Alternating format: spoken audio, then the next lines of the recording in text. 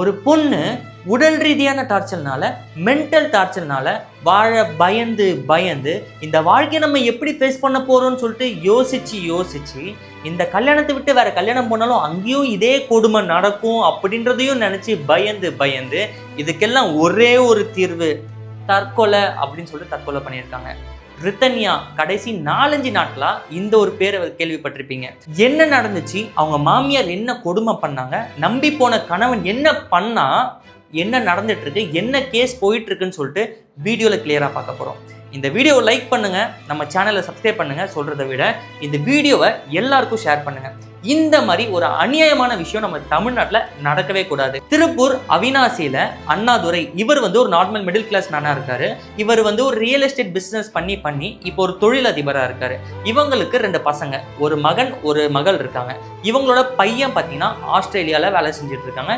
இவங்களோட பொண்ணு பார்த்தீங்கன்னா 27 வயசு, அதாவது ரித்தன்யா. இவங்க பிஎஸ்சி கம்ப்யூட்டர் சயின்ஸ் முடிச்சிருக்காங்க. ரித்தன்யா இவங்களுக்கு ஏப்ரல் 11 கவின்குமாருக்கும் ரித்தன்யாவுக்கும் கல்யாணம் நடந்திருக்கு.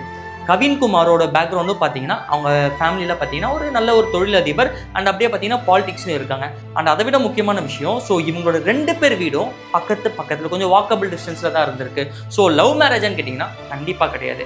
இது முழுக்க ஒரு அரேஞ்ச் மேரேஜ். ரித்தன்யா வீட்டிலேருந்து 300 பவுண்ட் நகையும் 70 லட்ச ரூபாய் மதிப்புள்ள ஒரு காரும் வரதட்சணையாக கொடுத்துருக்காங்க.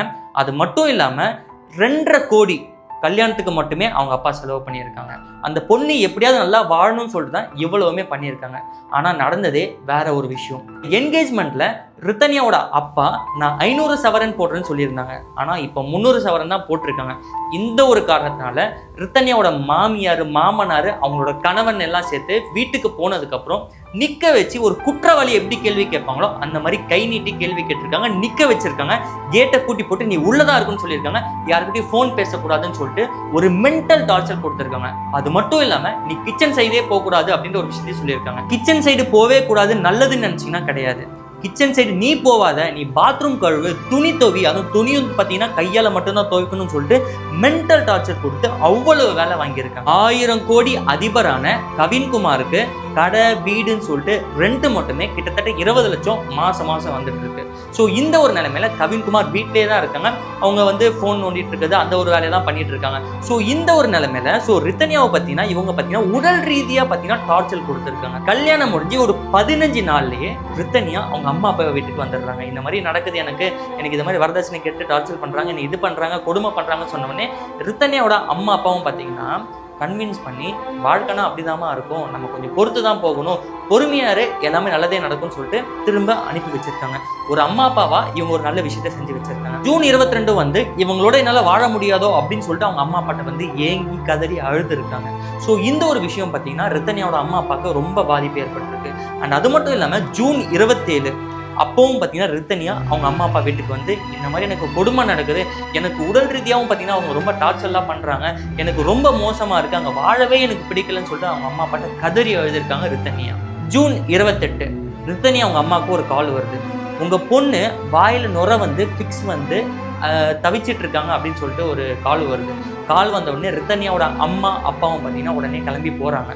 போகிற வழியில் ரித்தன்யாவோட அப்பா பார்த்தீங்கன்னா ஃபோன் எடுத்து அவங்க பொண்ணு ஏதாவது கால் பண்ணியிருக்காளான்னு சொல்லிட்டு பார்க்குறப்போ 8 வாய்ஸ் நோட்ஸ் வந்திருக்கு. ஃபஸ்ட்டு வாய்ஸ் நோட் அவங்க அப்பா ஆன் பண்ணுறாங்க.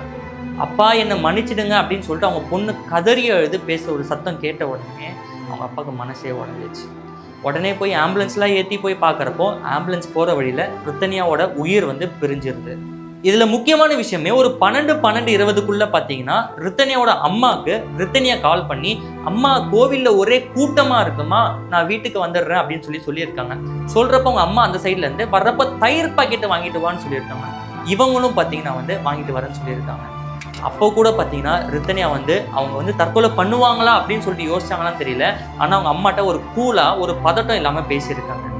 ஸோ ரித்தன்யா அதுக்கப்புறம் ஒருத்தவங்க கிட்ட கால் பேசினதா அங்கே இருக்க அக்கம் பக்கத்தினர் நிறைய பேர் சொல்கிறாங்க.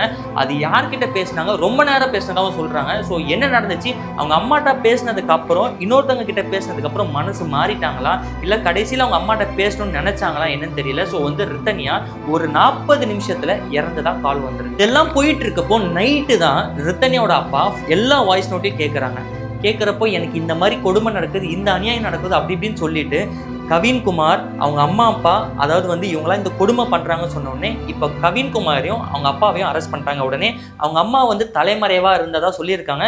அண்ட் அனதர் விஷயம் அவங்களுக்கு உடம்பு சரியில்லாத மாதிரி நடித்த மாதிரியும் சொல்லியிருக்காங்க. இப்போ 3 பேரையும் அரெஸ்ட் பண்ணியிருக்காங்க. அரெஸ்ட் பண்ணதுக்கு அப்புறம் பார்த்தீங்கன்னா 2 நாளில் ஜாமீன் கேட்டு அவங்க தரப்புலேருந்து அப்ளை பண்ணியிருக்காங்க. ரித்தன்யா வீட்டு சைட்லேருந்து நீங்கள் ஜாமீனே தரக்கூடாதுன்னு சொல்லிட்டு மறுக்க வச்சிருக்காங்க. ரித்தன்யாவுக்கு ஃபிக்ஸ் வந்ததா ஒருத்தவங்க கால் பண்ணாங்கன்னு சொன்னாங்கல்ல, அது எப்படி நடந்துச்சுன்னா ரித்தன்யா இந்த வாய்ஸ் நோட் எல்லாமே அனுப்பிட்டு ஒரு 12:20 இருக்கும் இந்த வாய்ஸ் நோட் எல்லாம் அனுப்பிட்டாங்க. அனுப்பிட்டு ஒரு பேப்பரில் அவங்க அம்மா அப்பா நேம் நம்பர் எல்லாமே எழுதி வச்சுட்டு விண்டோவில் தெரிற மாதிரி வச்சுருக்காங்க. அதாவது காருக்குள்ள விண்டோவில் தெரிற மாதிரி வச்சுட்டு அவங்க பார்த்தீங்கன்னா தென்னை மரத்துக்கு பூச்சிக்கொல்லி மருந்து போடுவாங்களே அதை சாப்பிட்டு வந்து ஃபிக்ஸ் வந்து இறந்து போயிட்டாங்க. இப்போ ரீசெண்டாக வந்து ஒரு விஷயம் பார்த்தீங்கன்னா 12:05 போல பார்த்தீங்கன்னா ரித்தன்யா அவங்க அம்மா கால் பண்ணி கோவிலில் கூட்டமாக இருக்கு சொன்னாங்களே, அது வந்து கோவிலில் இருந்து சொல்லலை, கோவிலேருந்து ஒரு 3.5 கிலோமீட்டர்ஸ்க்கு முன்னாடியே பார்த்தீங்கன்னா ரித்தன்யா கால் பண்ணதாக சொல்லியிருக்காங்க. ஸோ அந்த இடத்துல ஒரு சிசிடிவி ஃபுட்டேஜ் வந்து மாட்டியிருக்கு. அங்கேருந்து தான் அவங்க அம்மா கால் பண்ணதாக சொல்லியிருக்காங்க. இந்த மாதிரி ஒரு ரித்தன்யா இல்லை, பல ரித்தன்யா வாழ்ந்துட்டு இருக்காங்க. ஸோ இதை பற்றி நீங்கள் என்ன நினைக்கிறீங்க அப்படின்றத மறக்காமல் கமெண்ட் பண்ணுங்கள். நம்ம தமிழ்நாட்டில் இந்த மாதிரி ஒரு விஷயம் இனிமேட்டு நடக்கவே கூடாது. ஸோ கண்டிப்பாக இந்த வீடியோவை எல்லாருக்கும் ஷேர் பண்ணுங்கள்.